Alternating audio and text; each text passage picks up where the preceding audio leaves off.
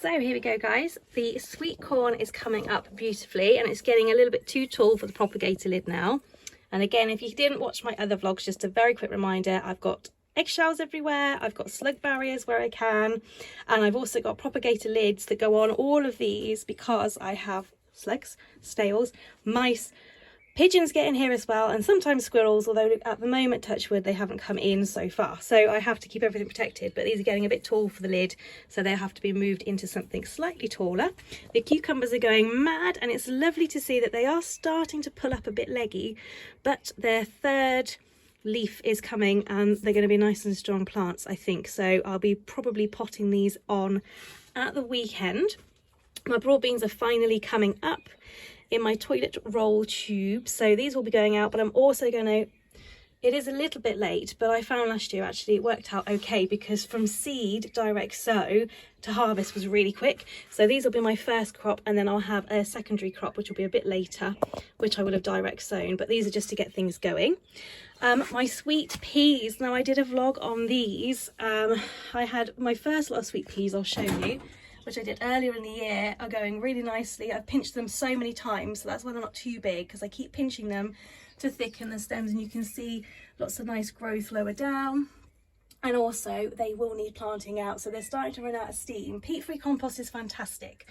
It's brilliant that we're moving and changing. However, it doesn't tend to hold the nutrients quite as well. So things like seedlings run out of energy quite quickly, especially sweet peas, because although they're in long pots, they need to really drag their roots down and anchor themselves in. They like to run their roots long.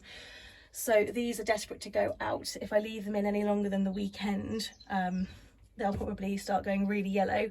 So I've been pinching them and I've been cropping them to make them really nice strong plants ready to go out. Anyway, slight digression, so they'll be going out the weekend, but they're looking nice and well. However, these ones I showed you a couple of vlogs ago, let's just see which ones they were.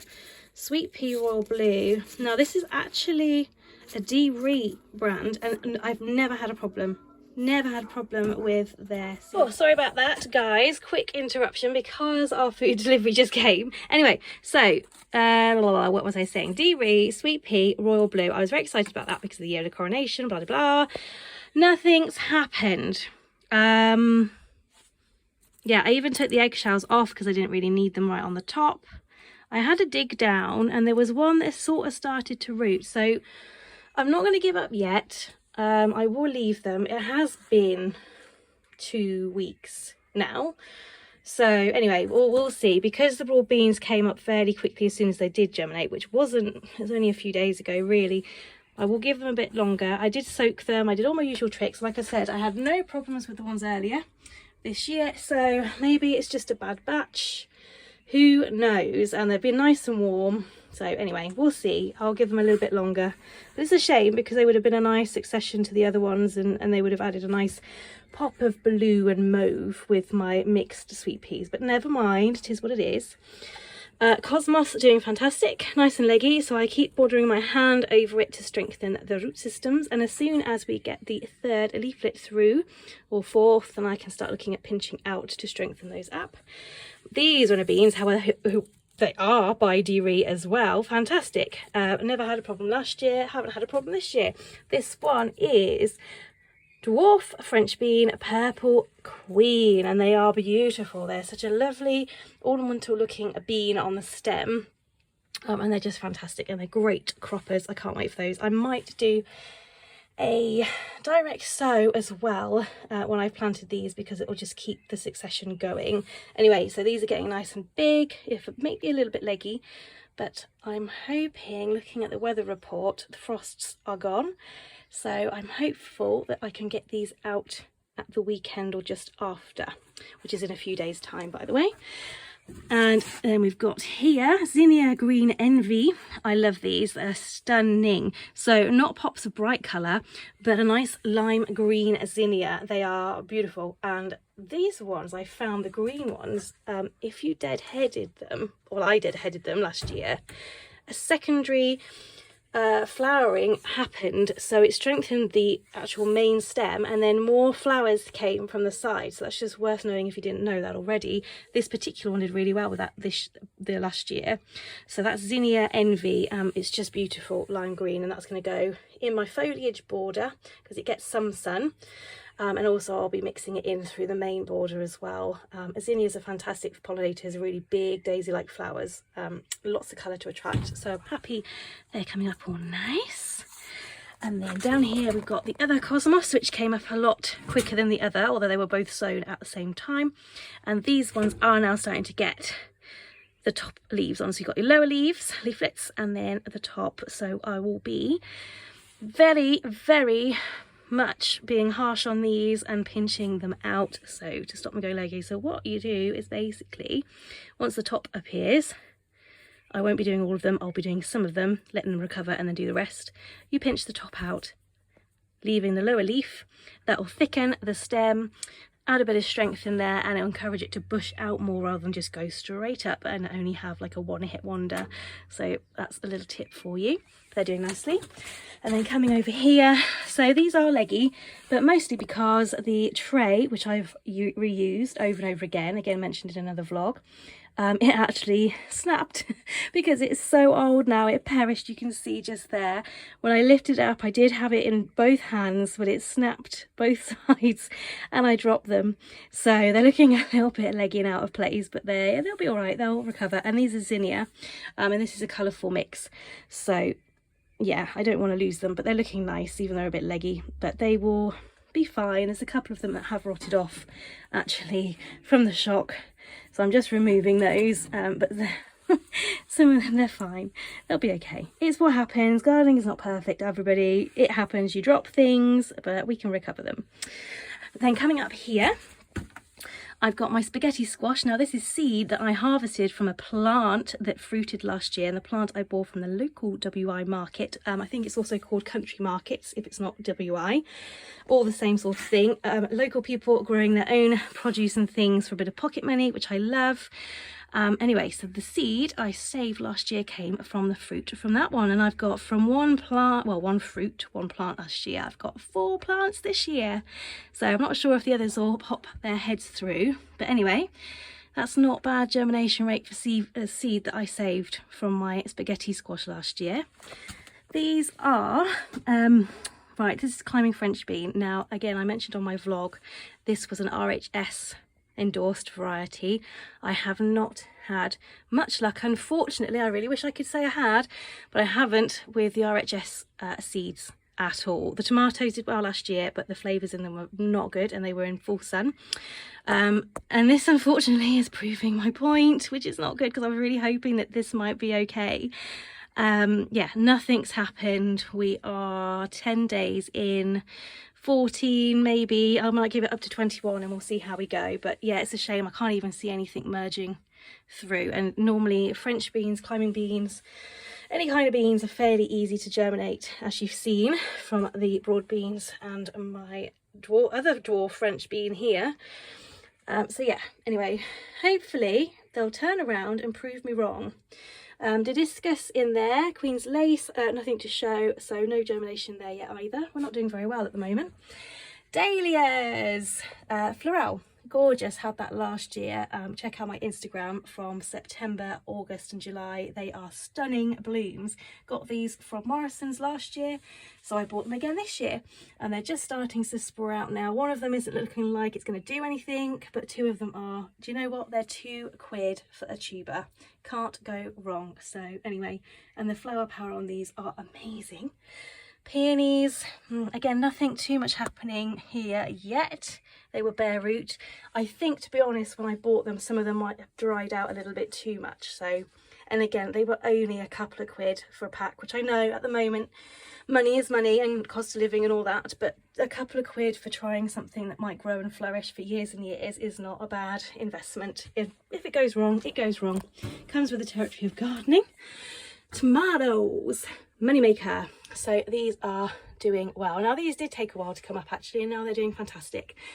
Pointing towards the light, so I may turn the tray round just to make sure they straighten up beautifully. Yeah, the little leaves are coming through nice. So they'll be potting on in the next couple of weeks, I would say. And then our cobia, which is doing well as ever, which is going mad and growing up everything. So I can't wait to get that planted out. That could probably get planted out actually next week. I think it's going to be warm enough, and these plants are nice and sturdy. There's some smaller ones that haven't quite done as well. They were all sown at the same time, but they got overcrowded by these big boys. So anyway, we'll see. They might come on and catch up. Sweet peas we've just done, the first batch that I grew from seed. Then down here, can't remember what these are now. Sunflower pudsey. Now, nothing to see there either, and sunflowers are normally very quick to germinate. So I have got a massive bag of seed, sunflower seed, that I was given very kindly by a family member. So I'll be putting some more in, because I was hoping to grow a load to give away to friends and family's kiddies, so they could grow them and do a whole like biggest sunflower competition and, you know, that kind of thing. But anyway, no luck as yet. My carrots in my recycle container, which you will have seen in my upcycled vlog. Actually, no, you won't have done because I haven't posted it yet, but I will be posting it in the next week. So keep your eyes out for this. This was included in my upcycled and recycled vlog series that I started again. Carrots. They are starting to germinate, so they took a time and they've only come up this morning, so I still have hope because they were all done at the same time, as were these Origeron. Now I think I might have sown these really at the wrong time of year. It does say you can sow them now, but they are a perennial, a hardy perennial. So I think I should have done these in the autumn really, because I don't think we're going to have any luck with them this year. But anyway, again, perennials do tend to take a little bit longer to come up and germinate, so I'll just leave them happily sitting there, watered in the sun. Well, not full sun, but partial shade, and we'll see what happens. Patience is a virtue in gardening, that's for sure. I think that's all the updates from inside my greenhouse.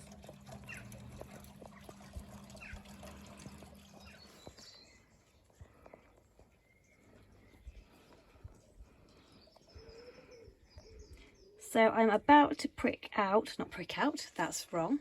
I'm about to pinch out my cosmos. So they've gone really tall, reaching for the sky, leggy. But they've got lovely sets of lower leaves and upper leaves. So what I'm going to do with my first finger and thumb is pinch and snip out the tops.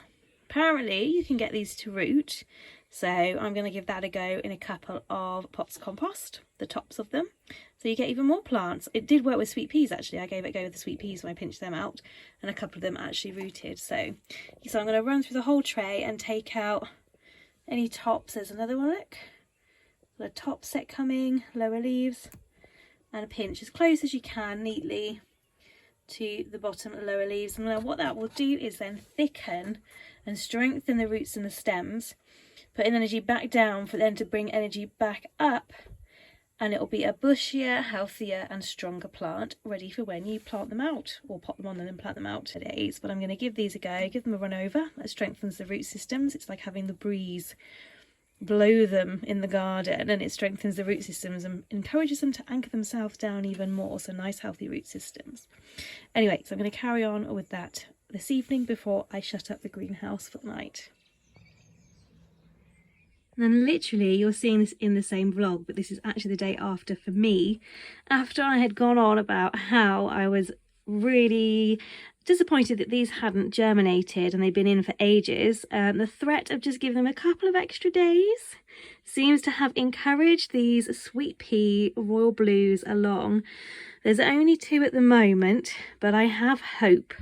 And even if I just get 2 out the whole lot, that's more than I thought I was going to get on the rate, how slow it's been to even see anything happen. So I am quite excited that I've at least got 2 of the sweet peas that I wanted, that I'm really keen on looking at the lovely blue colour later in the season, so I'm very excited about that. I've also had the nasturtiums popping through.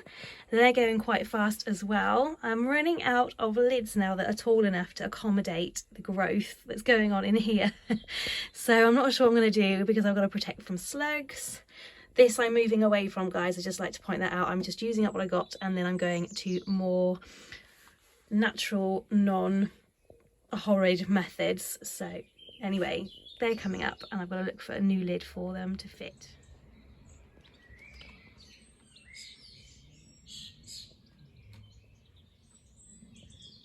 So to finish off the vlog today, I'm going to talk about my dahlias. So I bought a load of dahlias when Farmer Gracie had a 20% off sale back before Christmas, and I'm going to now plant them out today. So I've done a lot of work on my veg plot this week, as you can see, compared to how it was last time. Still a bit at the end to finish off. Excuse the building work still going on. So what I'm going to do in between, well, in the middle of each fence post, I'm going to put a dahlia, which is going to run at the back of the kitchen garden. And I'm doing this because it's quite, even though it's raised, it's quite deep to reach towards the back to harvest. And I had a couple of dahlias in one end and the other end, and they look so lovely, and they encourage pollinators, which is great for things that flower and fruit, so beans and tomatoes, strawberries, etc, etc, raspberries, which have got further down the end, and pumpkins, of course. So we like to encourage the bees in. So I'm going to plant dahlias at the back of the borders, and then there'll be canes with stuff running up in between each one. So that will help with my reaching over problem, make it look really pretty, as well as vegetables and edibles and you know, necessity, and break up this border. And I'm planting them out in May. We're in mid-May now, so rather than doing these particular ones in the pots earlier, I'm going to plant them straight out into the ground because we're nice and warm now. However, I've got a few that the area where that's not ready yet, I'm going to put into pots just to start them off, and then when I've prepared the end of the bed, they will go in. And there's a couple that are going to go in my borders, my long borders as well, which again, the ground's not quite ready, or I've not quite finished preparing it, so they will go in pots, and I'll start them off and then plant them out in a couple of weeks time when they've got a bit of growth on. So just a quick tip when you're doing dahlias, so these are nice healthy ones from Farmer Gracie. You can see they've started sprouting in the packs already. This is the old stem, and these are the tubers. So you want to try and aim the old stem up and see where the shoots are going. They're running off in the wrong direction at the moment, but they'll straighten themselves up once they're in the hole. So you want to plant them fairly nice and deep, and just leave sort of the top of the stem slightly poking out of the soil, and then just use any shoots that are coming as a guide, basically. So that one's looking really nice and healthy already for me to plant. So I'm going to pop all of those in now, and then hopefully we'll see them shooting soon. And the ones in the greenhouse, I have done 3 in the greenhouse a couple of weeks ago, Florel. They've just started to shoot nicely as well, and then they'll go out in the long border. And I did those in the pots because I had them a bit earlier, and also the ground wasn't quite ready to put them in. So that's the job to finish off this vlog today. Thank you so much for watching, guys, and I will update you on the next video.